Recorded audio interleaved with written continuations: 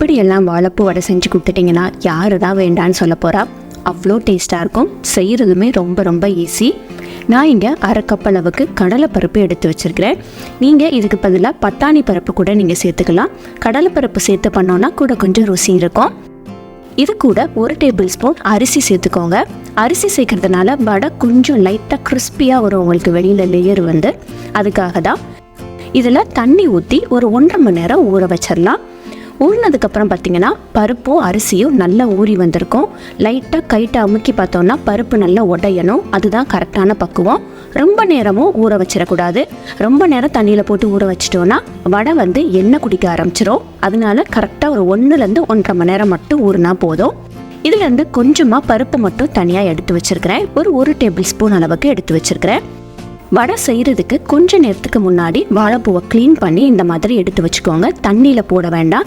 தண்ணியில் போட்டுட்டோன்னா நிறைய வாழைப்பூவில் தண்ணி இழுத்துரும். அப்போவும் வடை வந்து உங்களுக்கு எண்ணெய் குடிக்க ஆரம்பிச்சிடும். வாழைப்பூவை உரித்து அப்படியே அரைக்கிற மாதிரி பார்த்துக்கோங்க. ஃபஸ்ட்டு கொஞ்சமாக பருப்பு போட்டு அது கூடவே கொஞ்சமாக வாழைப்பூவையும் சேர்த்துக்கோங்க. கூட 1 டீஸ்பூன் சீரகம், 1 டேபிள் ஸ்பூன் பெருஞ்சீரகம், உங்கள் காரத்துக்கு ஏற்ற மாதிரி வத்தல் போட்டு இது கொரப்பாக அரைச்சி எடுத்துகிட்டு வந்துடலாம்.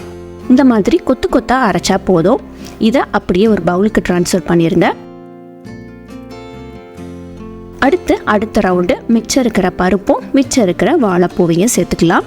இதையும் லைட்டாக கொரப்பாக அரைச்சி எடுத்து வச்சுக்கோங்க. ஒரு 5-6 சின்ன வெங்காயத்தை பொடிப்படியாக நறுக்கி இதில் சேர்த்துக்கலாம். கூடவே ஒரு பச்சை மிளகாய், நம்ம எடுத்து வச்சுருந்த பருப்பு, கொத்தமல்லி, கருவேப்பிலை, இது எல்லாமே வழக்கமாக ஆமை வடைக்கு நம்ம போடுறது தான். லாஸ்ட்டாக உப்பு போட்டு நல்லா கலந்து விட்டுட்டிங்கன்னா நமக்கு மாவு ரெடி ஆயிரும். மாவு இந்த பதத்தில் கொஞ்சம் கெட்டியாக தான் இருக்கணும். தண்ணி குறுக்கவே கூடாது. உருண்டை பிடிச்சிட்டு இதை நம்ம ஷேப் பண்ணிடலாம். உங்களுக்கு விருப்பமான ஷேப்பில் போட்டுக்கோங்க. எங்கள் வீட்டில் எப்போயுமே வாழைப்பூ வடை வந்து உருண்டை பிடிச்சி தான் பண்ணுவாங்க. ஆனால் எங்கள் அத்தை வீட்டில், மாமியார் வீட்டில் வந்து இந்த மாதிரி வடை மாதிரி தட்டி தான் பண்ணுவாங்க. என் ஹஸ்பண்டுக்குமே இந்த மாதிரி தட்டி போட்டால் தான் பிடிக்கும். அதனால நான் இன்றைக்கி தட்டி தான் சேர்த்துக்கிறேன். எண்ணெய் சூடானதுக்கப்புறமா வடையை ஒன்றொன்னா போட்டுடலாம். நல்ல மிதமான சூட்டில் பொறுமையாக பொரிச்சு எடுத்துக்கலாம். ஒரு 4 வடைக்கு மேலே போட வேண்டாம். 2 பக்கமும் கோல்டன் ப்ரௌன் ஆனதுக்கப்புறம் எடுத்து சர்வ் பண்ணிடலாம். வாழைப்பூ சாப்பிடாத குழந்தைகளுக்கு இந்த மாதிரி வாழைப்பூ வடை செஞ்சு கொடுங்க. கண்டிப்பாக சாப்பிடுவாங்க. அடுத்து ஒரு இன்ட்ரெஸ்டிங்கான ரெசிபி, டீ கடை வெங்காய போண்டா. டீ கடை வெங்காய போண்டா ரோட்டோரமாக நடந்து போயிட்டுருக்கும் போது அப்படியே காற்றுல அந்த வெங்காய போண்டா வாசம் வரும் பாருங்க. நாக்கில் எச்சி ஊறும். சரி வாங்க எப்படி பண்ணுறதுன்னு பார்த்துடலாம். 2-3 பெரிய வெங்காயத்தை இந்த மாதிரி நீல வாக்கில் நறுக்கி வச்சுக்கோங்க. நறுக்கின வெங்காயத்தை இந்த மாதிரி கைட்டை நல்லா பிசைஞ்சு விட்டுக்கோங்க. இதெல்லாம் தனியாக பிரிகிற மாதிரி ஒன்றுக்கு ஒன்று ஒட்டாமல் இருக்கும்.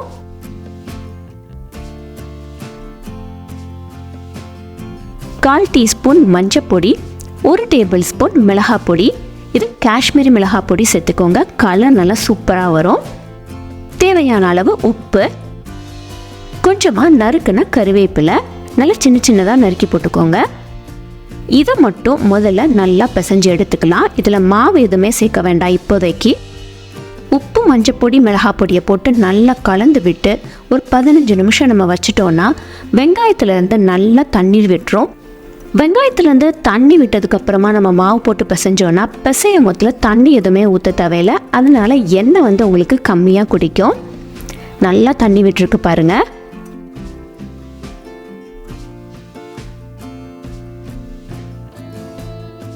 இதில் ஒரு 1.5 டேபிள் ஸ்பூன் அளவுக்கு கோதுமை மாவு நான் சேர்த்துருக்கிறேன். உங்களுக்கு கோதுமை மாவு பிடிக்கலைன்னா நீங்கள் மைதா மாவு கூட சேர்த்துக்கலாம்.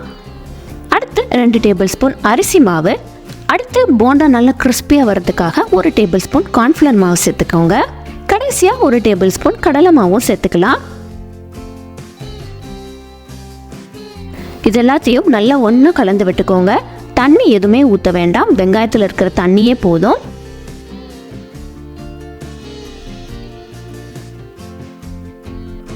வாசத்துக்காக கொஞ்சமாக கொத்தமல்லி தழை போட்டுக்கலாம்.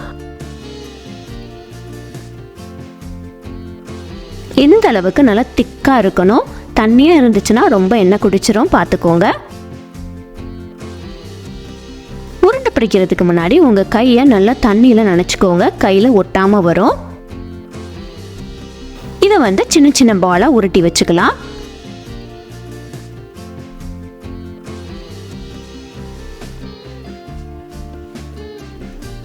உருண்டை எல்லாமே ரெடி. இப்போ இதை எண்ணெயில் போட்டு பொரிச்செடுக்க வேண்டியதா. அடிக்கனமான பாத்திரத்தில் எண்ணெயை விட்டு எண்ணெய் சூடாகையும் நம்ம உருண்டை பிடிச்சி வச்சிருந்த போண்டாவை சேர்த்து பொரிச்சு எடுத்துட்டோன்னா சூப்பரான டீ கடை ஸ்டைலில் ஒரு அருமையான போண்டா ரெடி பண்ணியாச்சு. கண்டிப்பாக இது உங்கள் வீட்டில் ட்ரை பண்ணி பாருங்கள். தேங்க்யூ. தேங்க்ஸ் ஃபார் வாட்சிங்.